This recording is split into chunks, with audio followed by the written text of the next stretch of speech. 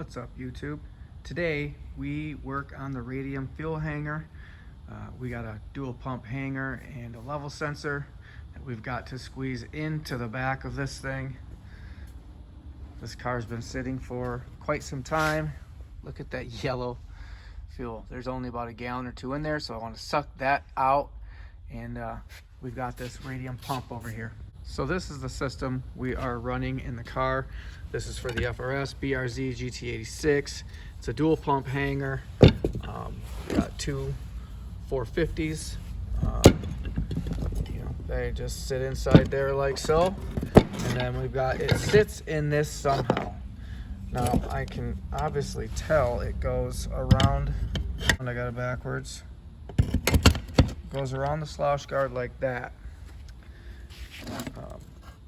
So that sits in there like that, but it does not fit through the hole like that. Zoom you out. So I thought I saw somewhere where you've got to get this in there hanging with the level sensor, and then you've got to drop this down in the hole and kind of fix it together through that hole. And I can't find anything online. So right now I'm thinking I want to just get this in the car. We can get it running good. And if we need more fueling, which I don't think we will throw this second pump in. And then we will have it on the shelf for any other builds we may want to do. We've got a ton going on. So that being said, I need to figure out how to get this to stay fixed to this so that it'll actually hang off of it. Unless this just sits in the bottom of the fuel tank. I do have the extra fittings to run the second pump. You can see how it's tied in up top. It's got that nut, a rubber grommet, and pretty simple. But for now, I need to find a pumper. We need to start pumping out that tank. I don't want any of that nasty fuel. So that's about all I can suck out of there. And you can see by the looks of it, that is no bueno. See if I can get some light on the situation in here. Now, I'm looking down in here and I can see just that soot on the bottom down there. I don't mind having a little bit of old gas in here. That's fine. I could fill it up with new 94 or 93. But that soot, I want to get that out of there. So I'm gonna try to reach in there with some paper towels and at least wipe that up, see if I can't get it to stick to a towel. I think I got most everything out of there with the paper towel. I went in a few times and it actually sucked up a lot of the fuel. So we're about empty. Radium's nice enough to tell us this goes to the front, this goes to the rear. So obviously it goes in the hole like that.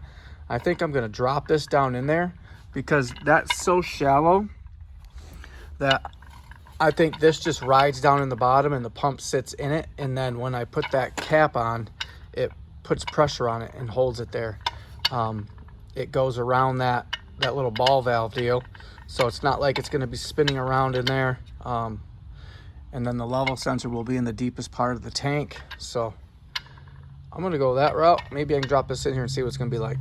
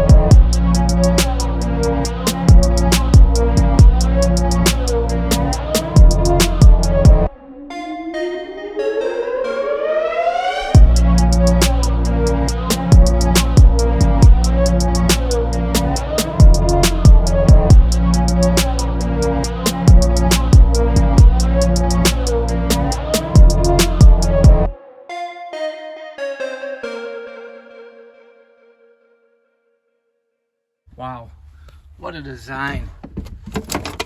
So basically, you have to disassemble the thing and put it together inside the tank. I couldn't get it in the hole, and then I couldn't get the ring on it, but we got it. It says that it should be facing this way, so the level sensor is on the deepest part of the tank, which is that way. This thing's gonna be sweet. So I got 2 level sensor wires, which will go there, I'm assuming, more than likely. I got 2 power wires, which will go there, and that's for the second pump if we wanted to run it. So one thing I am gonna do though is run a thicker gauge power and ground to the pump. I know that's a big one, and that's gonna stick on there. Seats go back in. All right, pump is installed. So we purchased a bunch of parts. Basically, I purchased this Chinese wastegate. It's a tile 44 millimeter clone. What I wanted was the clamps that came with it, because I needed one more big clamp because I had to buy this 90-degree elbow to get the wastegate to work. Well, now I've got the wastegate in, and I'm seeing even more issues. Don't mind my wiring here. Not done with it yet. So basically, I had to buy this elbow to make the wastegate work, because coming off this manifold, it hits this cross member here because it's so damn big. But now, you know, looking at the turbo, obviously turbos come in this way. We need our exhaust to go down through that hole. Now look what's in the hole. We got issues. What really needs to happen, I guess, is I'm gonna have to cut this flange off, run a pipe over, and probably put the wastegate right in here somewhere. And then, you know, screamer pipe can be shortened up, but I think right there is perfect. So the manifold's got to come back out and get modified, which is all right. That's why I've got everything in here loose, just mocking it up, figuring things out. It's not too big of a deal, but you know, slows things down a bit. So we've got the wastegate to deal with. I still don't know if I like this line or not yet. It's gonna come around in there, but with the wastegate gone, shoots me right down there. We're on a V-band, so obviously I can turn this turbo and aim for that hole. That's not a big deal. So today I got the turbo cooling figured out, the oiling figured out, wastegate needs work, and I put out a short. I'm looking for recommendations for a manifold for this. I'd like a different intake manifold purely for looks. I don't want the stock manifold coming up and around the fuel rail. I don't want to cover all this up. I think it looks amazing, and it deserves to be seen. So looking for that. And then we are changing the oil filter housing. I don't know if I showed you, but this is the housing. And I mean, it just hangs out here in the middle of nowhere. I don't like that. Again, purely doing it, you know, for looks. But I did find one that has it's a sandwich plate, and it's got cooler lines for an external cooler. I think that would be smart to do, so probably gonna go that route. And once we get those couple things, I think we throw oil in this and we fire it up. We're getting closer by the day, boys. Also, I'm gonna bring this home, hook it to the laptop. ECU Masters has a database. I want to download a bass tune on this so that when we are ready, we can test fire this thing, and we'll bring it to a dyno and let the tuner do his work. I think this thing's gonna be sweet. Also, I think I'm going to dig the wide body kit out. I've got it stored at my house up in my garage rafters right now. But to put it on, I'm going to have to cut the quarters, and I just don't know how I feel about that yet. It would just, oh man, it would pain me to cut those quarters out. But, you know, can we really go this far and not put the Rocket Bunny kit on? I don't know.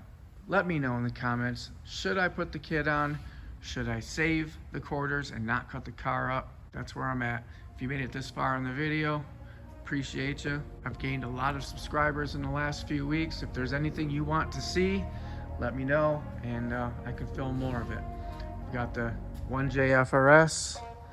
We've got the VR6 that we just completely rebuilt. Got the 1.8T we're shoving in the Passat. We got a big turbo Passat at home. We got another VR6, and we got a 2J that we dug out of somebody's garage. Also have a closed deck 700 horsepower rated EJ20 block coming from Chicago. We're going to be building that pretty soon on the channel. So got a lot to do, and not enough time to do it, or money. But I appreciate you watching, guys. Peace.